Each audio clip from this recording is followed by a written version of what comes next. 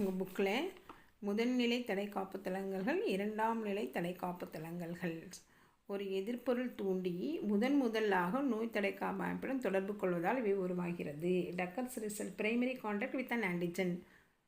இந்த நோய் கிருமி உள்றோன்னு ஆன்டிஜன் வந்து ஆன்டிபாடி உருவாகிறதுனால உருவாகக்கூடியது.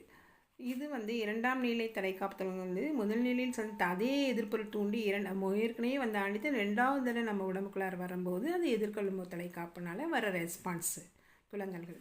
இது ஃபஸ்ட்டு தடவை வரும்போது அது அம்மாலாம் பிடிச்சினா 7 நாள் 10 நாள் வரைக்கும் இருக்கும் அந்த எதிர்ப்பொருள் உருவாகி அது சரியாகிறதுக்கு. இது ரெண்டாவது தடவை வரும்போது செகண்ட் வரும்போது 2-3 நாள்லேயே அது சரியாயிடும். எதிர்ப்பொருள் சரிவு antibodies level reach peak 3 to 5 days. நோய் தடைக்காப்பு உருவாக இது ஃபஸ்ட்டு உள்ற வந்தோடனே அதோட போராடுறதுக்கு அதை ஐடென்டிஃபை பண்ணி அதை கண்டறியறதுக்கு ரொம்ப நாள் 1 வாரம் ஆகுது. இங்கே அதுமாரி கிடையாது, குறைவான நேரம்.